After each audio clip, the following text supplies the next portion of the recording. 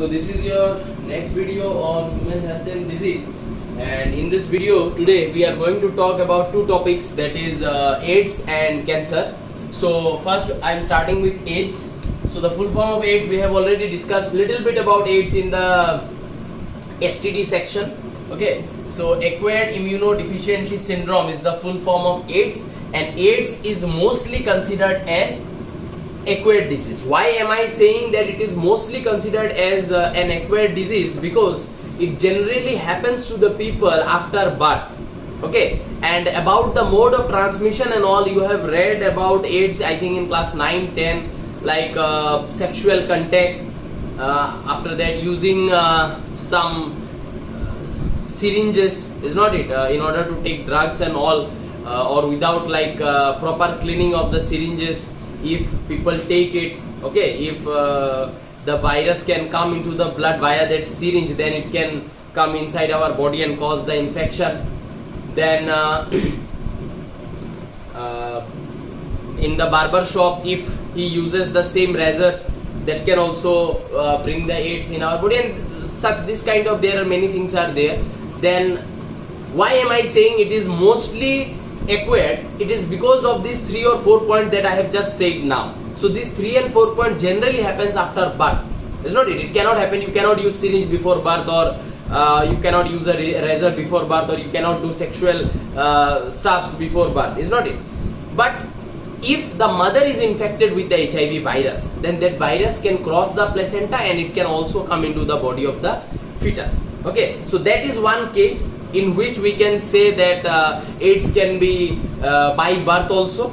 Okay, but most of the probability of contracting the AIDS, if we see, then in that we can see that it is mostly acquired. Okay, so I hope this point is particularly clear. It is mostly acquired. There is one exception, and that is from the mother it can go into the body of the fetus if the mother is infected with AIDS or HIV virus. Few informational point. AIDS was first reported in USA amongst homosexuals in 1981. In India it came in 1986, or you can say the first case in India was detected in 1986. Okay, so this particular disease, which is called as AIDS, is caused by a virus named as human immunodeficiency virus, HIV virus, and name given in 1986 by ICVN, International Committee of Viral Nomenclature. Okay, so about ICVN, ICZN, we have discussed these things in Living World chapter, I guess. As it causes deficiency of immune system. Okay, why this virus is named such? Because whenever this virus comes in our body, it causes some kind of problem in our immunity. Okay, it is related with the mechanisms of our immune system, how it works. It interferes with that particular mechanism, and by interfering that particular mechanism, the basic mechanism of immunity that we have discussed, it will interfere some of the cells of that basic mechanism of immunity, and due to which we are going to face some kind of problems. Okay, our immunity will become very low, and generally जिन लोगों को ads होता है, वो लोग ads के virus से नहीं मरता है, उनका इम्यूनिटी इतना कम हो जाता है that even they will die from a common cold, even they will die from any kind of simple disease which generally don't kill people. But if you are infected with AIDS, even a simple disease can finish up a person or can kill a person. Okay, this virus belongs to a group which is called as what? Retrovirus. So you need to remember this, that they belong to a group called retrovirus, and this is how your virus looks like. Okay, अंदर से start करेंगे. Inside you can see there are two filaments, black color two filaments are present. These two filaments are single stranded RNA filaments with which a red color molecule is attached. This molecule is reverse transcriptase enzyme. Mane, with the help of this enzyme, this virus has the ability of converting its single stranded RNA into single stranded DNA.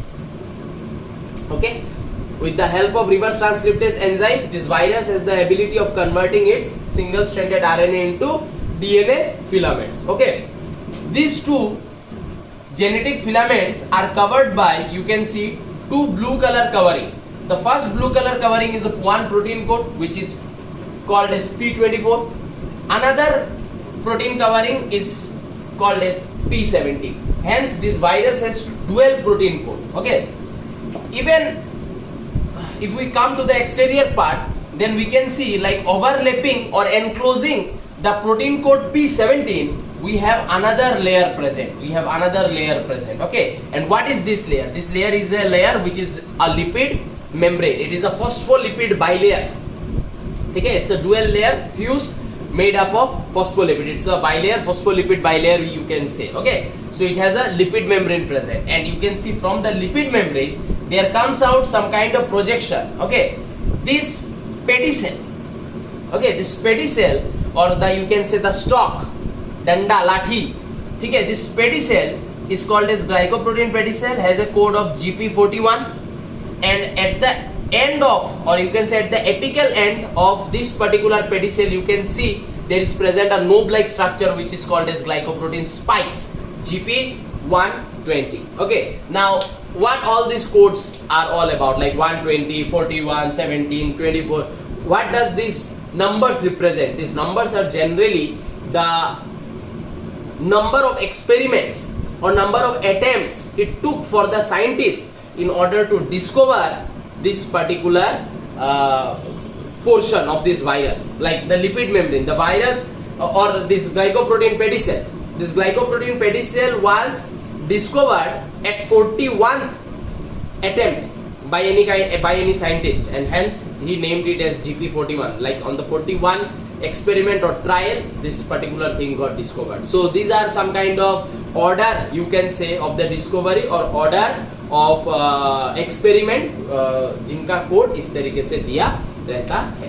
ठीक है, सो I hope समझ में आया है. And retrovirus जो है उसके अंदर में जितना भी वायरस आता है सबका यूनिक कैरेक्टर यही है कि इन लोगों के पास एक लिपिड मेम्ब्रेन होगा जो होस्ट सेल से उधार लिया हुआ है. ठीक है, डुअल प्रोटीन कोड होगा एंड कुछ ग्लाइकोप्रोटीन स्पाइक्स का प्रेजेंस होगा. ये सब जिन वायरसेस में प्रेजेंट है, like a lipid membrane which has been inherited और you can say which has been taken from the host cell membrane, जिस होस्ट के अंदर घुस के इसने अपना नंबर्स बढ़ाया है, उस होस्ट के सेल मेम्ब्रेन से ये लिया गया चीज है. ठीक है, डुअल प्रोटीन कोड होना पड़ेगा, not a single protein code, dual protein code होना पड़ेगा. And there has to be some kind of spiky projection coming out of that lipid layer. If these characters are seen any kind of virus, these viruses are included under this group which is called as retrovirus. Okay, so I hope this portion is clear. Make necessary notes. Moving to the next part. तो ये है हमारा mode of action of HIV virus कि ये virus हम लोगों को infect कैसे करता है या हमारे बॉडी में आने के बाद कैसे इसका ग्रोथ होता है, कैसे इसका नंबर्स बढ़ता है. That is what we are discussing it out over here. ठीक है, after the entry of the virus, ध्यान से देखो, after the entry of the virus into the body through body fluids. ठीक है, ऑब्वियसली ये फ्लूइड के थ्रू ही हमारे बॉडी में आता है, चाहे वो सीमेन हो या फीमेल का वेजाइनल फ्लूइड के थ्रू मेल के बॉडी में आना हो या फिर ब्लड के थ्रू हो, है ना. ये फ्लूइड्स के थ्रू ही जनरली एक के बॉडी से दूसरे के बॉडी में जाता है. ठीक है, the virus enters into the macrophages. पहली बार ह्यूमन के बॉडी में घुसने के बाद वो कौन सा सेल है जिसके अंदर जाके ये वायरस शेल्टर लेगा या ये वायरस जाके अपना नंबर्स बढ़ाने के लिए कौन से सेल के अंदर अपना जेनेटिक मटेरियल डालेगा, वो है macrophage. The presence of virus into the blood stream, this condition is called as viremia. ठीक है, जब हमारे ब्लड में वायरस का प्रेजेंस होता है या वायरस जब हमारे ब्लड में मौजूद होता है, this condition is called as viremia. Okay, there is always a time lag between the infection of HIV virus and appearance of AIDS symptom few months to 5 to 10 years.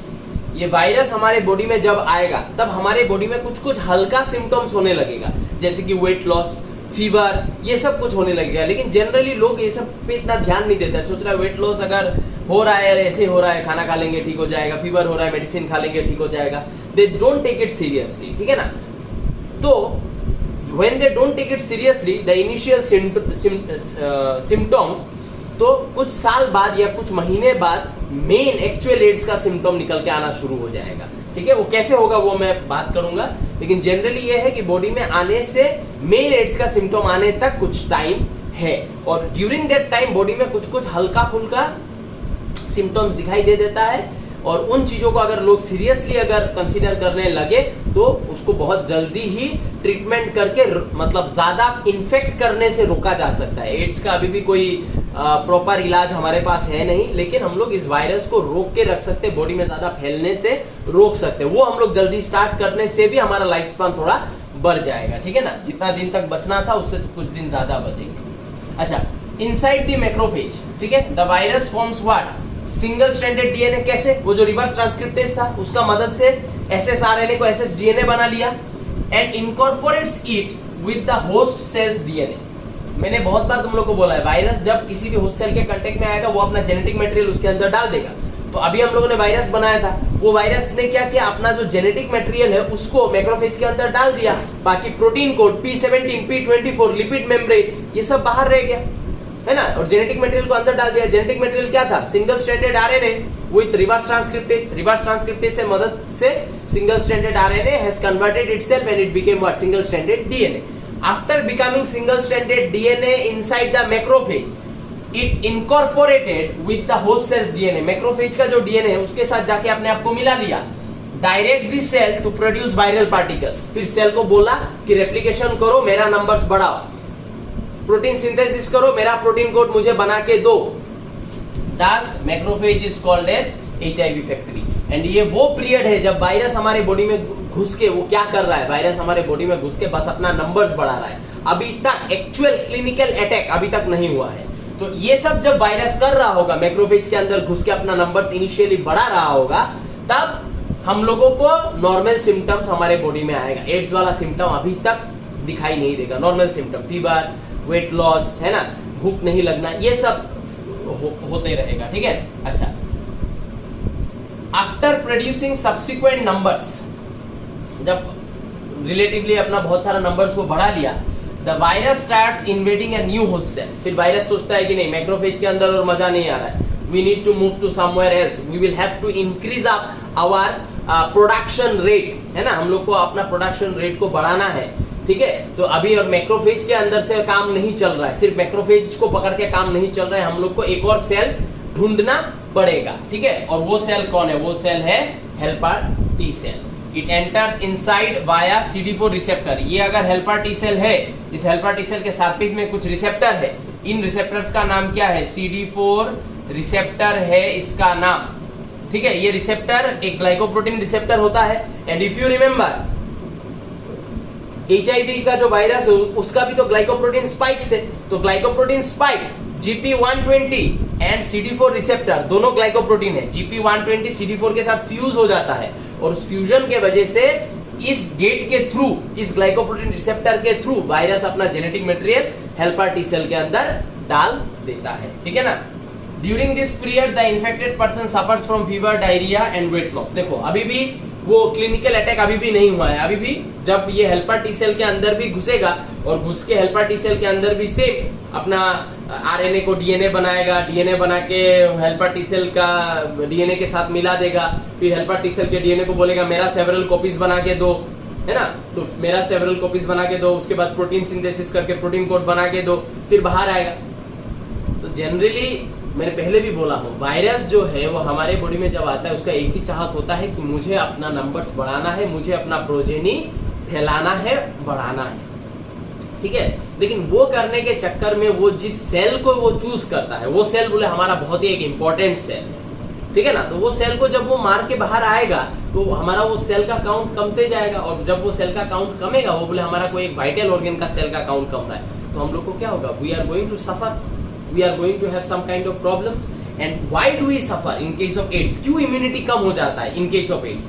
इसलिए होता है क्योंकि देखो ये सेल कैसा कैसा चूज कर रहा है। पहला ये मैक्रोफेज चूज कर रहा है। मैक्रोफेज जनरली जब मैक्रोफेज के अंदर घुसता है, उसके अंदर अपना नंबर्स बढ़ाता है पहले आके, इनिशियली आके, और मैक्रोफेज से जब वो बाहर आता है तो जनरली मैक्रोफेज डिस्ट्रॉय नहीं होता है।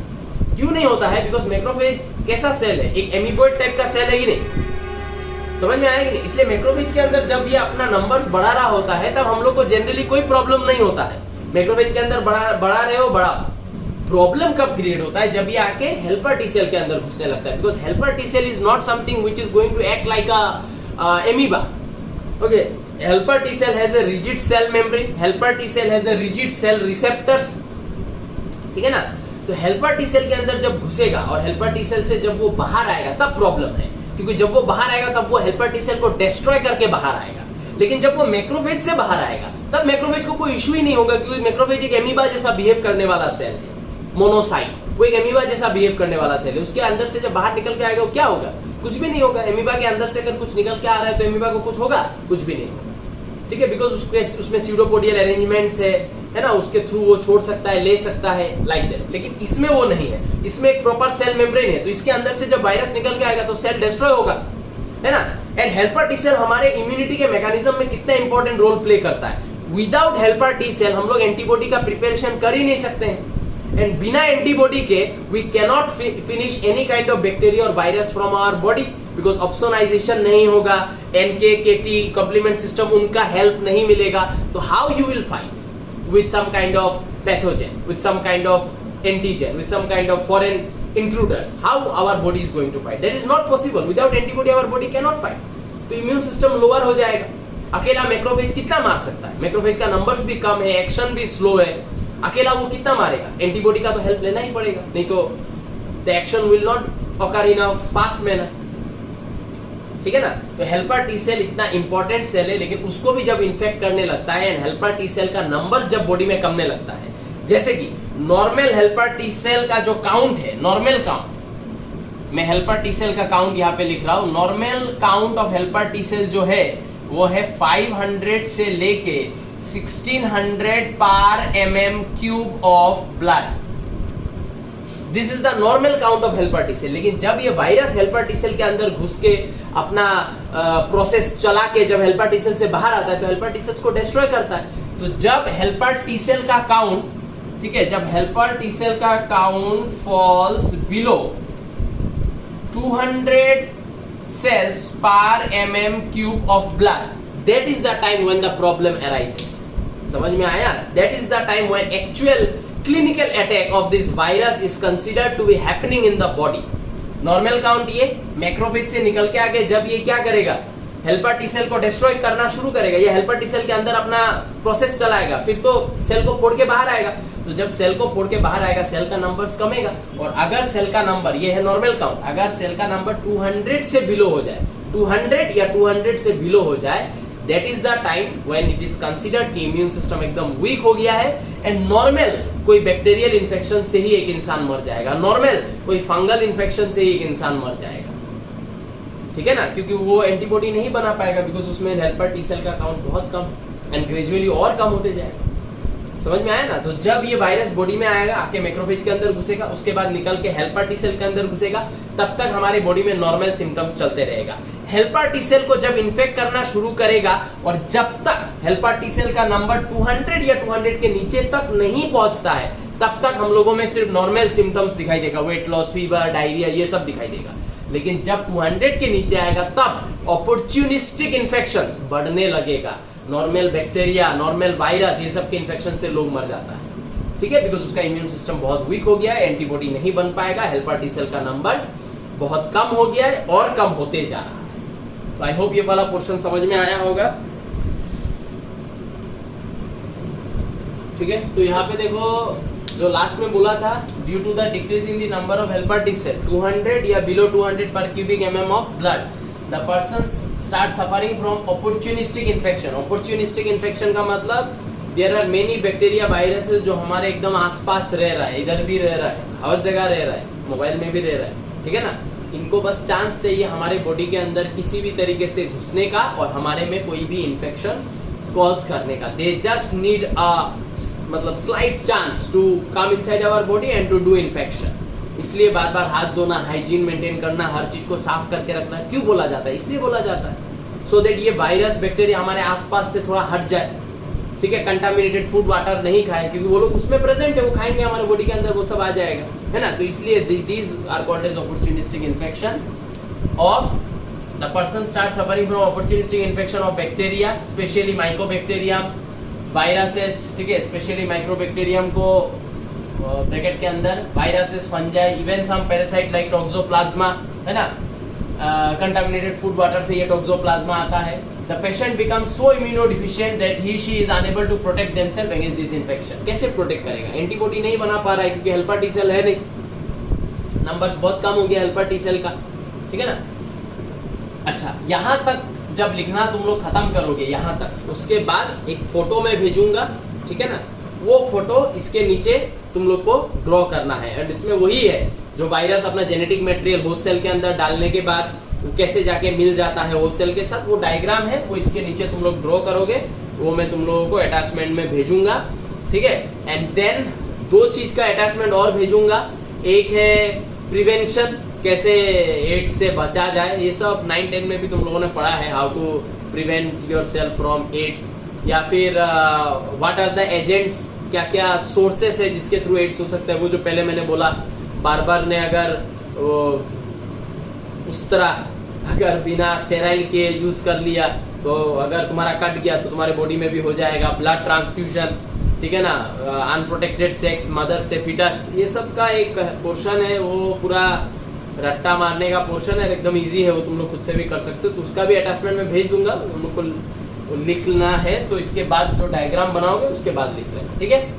डायग्नोसिस में हम लोग को क्या मिलेगा, सबसे ज्यादा वाइडली यूज्ड इज एलिसा, लेकिन एलिसा करने के बाद भी कंफर्म नहीं हो पाता है कि इस इंसान को एड्स हुआ है या नहीं हुआ है। एलिसा के बाद एक और टेस्ट करना पड़ता है जिसका नाम है वेस्टर्न ब्लॉट, और when you do western blot then only you will be said in a confirmed way that if this person has HIV virus inside its body or not, क्योंकि कभी कभी एलिसा पॉजिटिव आने के बाद भी western blot में negative आ जाता है, तो उसमें मतलब कंफर्म नहीं हो पाता, उसमें ऐसे ही due to some genetic problem helper T cell का काउंट में भी कम हो गया है। एलिसा करने से मेनली पता चलता है कि बॉडी में हेल्पर टी सेल का काउंट कितना है, ठीक है ना, बॉडी में हेल्पर टी सेल का काउंट कितना है। तो एलिसा में अगर ऐसा मिला कि हेल्पर टी सेल का काउंट बहुत कम है, तब वेस्टर्न ब्लॉट किया जाता है।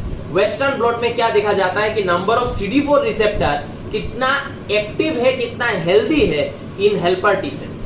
तो अगर देखा जाए कि हेल्पर टी सेल कम है, ठीक है, तो दैट इज अ वरीसम, वो एलिसा से पता चलेगा। लेकिन उसके बाद जितना हेल्पर टी सेल बचा हुआ है उनमें CD4 का हालत क्या है, अगर वायरस उन हेल्पर टी सेल के अंदर है तो CD4 डिस्ट्रॉयड होगा, और अगर वायरस नहीं है बॉडी में तो हेल्पर टी सेल का नंबर कम होने के बावजूद भी CD4 receptors will be fine, it will be in a fine condition. So western blot is done in order to understand the condition of CD4 receptor, whereas ELISA is done in order to detect the number of helper T cells present per cubic mm of blood. इसलिए Elisa के बाद western blot भी किया जाता है, ठीक है। अभी कुछ मेडिसिन का नाम लिखेंगे और एड्स को इधर ही खत्म कर देंगे, ठीक है। इसका नोट बना लो, और जो मैंने बोला ध्यान रखना है, इसके बाद अटैचमेंट्स लिखना है, देन डायग्नोसिस लिखोगे, एंड अभी हम लोग मेडिसिन के बारे में बात करेंगे, वो लिखो। तो यहाँ पे हम लोग थोड़ा ट्रीटमेंट के बारे में बात कर रहे हैं। ट्रीटमेंट के बारे में हम लोगों ने पहले भी बात किया है, STD में बात किया है। Anti retroviral drugs is only partially effective because it can only prolong the life of the patient but can not prevent death. अभी तक ऐसा कोई भी मेडिसिन नहीं निकला जो इस वायरस को डिस्ट्रॉय कर दे, HIV को डिस्ट्रॉय कर दे या कंप्लीटली बॉडी से इराडिकेट कर दे। लेकिन ऐसा ड्रग्स हम लोग निकाल पाए ज़रूर है जो इसके process of growing inside our body को स्लो कर सकता है, ठीक है ना। जैसे कि क्या मेडिसिन है, ये सब मेडिसिन का फुल फॉर्म मैंने ऑलरेडी लिखाया है, इसलिए यहाँ पे नहीं दिया है। AZT, DDI, DDC, D4T, ठीक है ना। तो ये सब जो मेडिसिन है, ये सब medicine are 4 drugs with similar action, they block conversion of retroviral RNA इनटू DNA। वायरस अपना single stranded RNA with reverse transcriptase host cell के अंदर डाल देगा। वहां जाके वो जो रिवर्स ट्रांसक्रिप्टेज है वो क्या करेगा, the reverse transcriptase is going to form some nucleoside, है ना। वो न्यूक्लियोसाइड उस RNA को DNA में कन्वर्ट करेगा, ठीक है ना। फिर वो जो DNA है वो DNA जाके क्या हो जाएगा, वो जाके होस्ट के DNA के साथ जुड़ जाएगा। तो बेसिकली ये जो कन्वर्शन का मैकेनिज्म है, रिवर्स ट्रांसक्रिप्टेज जो RNA को, सिंगल स्ट्रैंडेड RNA को जो DNA में कन्वर्ट करता है, फिर वो DNA जाके जो होस्ट के DNA के साथ जो जुड़ जाता है, ठीक है ना, इस प्रोसेस को इंटरफेयर करता है ये सब ड्रग्स। तो जिसके वजह से क्या हो जाएगा, जिस जिस सेल तक ये ड्रग पहुंचेगा उस सेल के अंदर अगर वायरस ने अपना जेनेटिक मटेरियल डाला भी है तो वो जेनेटिक मटेरियल होस्ट सेल के DNA के साथ इनकॉर्पोरेट नहीं कर पाएगा। तो इनकॉर्पोरेट नहीं कर पाएगा तो आगे का मैकेनिज्म कैसे होगा कि पूरा कंट्रोल ले लेना, अपना सेवरल कॉपीज बनाना, होस्ट सेल के डीएनए को डायरेक्ट करके अपना प्रोटीन कोड बनाना, ठीक है, फिर प्रोटीन कोड को लेके उस सेल से बाहर आना, बाहर आके एक और सेल के अंदर अपना जेनेटिक मटेरियल डाल देना, फिर सेम करना, ये कैसे हो पाएगा। तो यहाँ पे हम लोग थोड़ा सा इंटरफेरेंस करते हैं जिसके वजह से ये ऑर्गेनिज्म अगर अपना, ये वायरस अगर अपना जेनेटिक मटेरियल होस्ट सेल के अंदर डाल भी दे तो भी आगे का जो फंक्शन है वो प्रॉपर्ली नहीं कर पाएगा, क्योंकि उसका जो नेक्स्ट स्टेप है conversion of RNA into DNA, उसको ये सब मेडिसिन होने से बहुत हद तक रोकता है, ठीक है। तो ये है ट्रीटमेंट। तो जो अटैचमेंट दूंगा, और ये first world AIDS day is observed in 1 December I guess, हाँ 1 December world AIDS day is observed, ये थोड़ा याद रखना, इससे क्वेश्चन आता है ना। और prevention and factors through which AIDS can come in our body, ये सब आने से बोर्ड लेवल पे कभी आएगा तो उसका मैं नोट भेज दूंगा, एनसीईआरटी में भी होगा लेकिन नोट भेज दूंगा, तुम लोग वहां से देख के लिख लेना, पॉइंट वाइज है, लिखने में आसानी होगा, ठीक है। तो आज यहाँ पे खत्म करते हैं। कैंसर आज और स्टार्ट नहीं करता हूँ, cancer I will give in the next class. Drugs का जो नोट्स है, ड्रग्स का नोट्स मैं तुम लोग को भेज दूंगा। ड्रग्स एक ऐसा पोर्शन है जो बहुत ही ज्यादा मेमोरी पावर का काम है, तो नोट्स उसका मेरे पास है, वो मैं कैंसर जिस दिन, मतलब परसों जब मैं कैंसर का वीडियो दूंगा उसके साथ मैं ड्रग्स का नोट्स भी दे दूंगा। एंड जो हमारा फ्राइडे का क्लास होगा उसमें थोड़ा थोड़ा ड्रग्स कुछ parts I will explain you in the online class, जो ऑनलाइन डाउट क्लास होगा उसमें मैं एक्सप्लेन कर दूंगा, ठीक है। तो आज का क्लास यहीं पे खत्म होता है, जरूर नेसेसरी नोट्स बना लेना।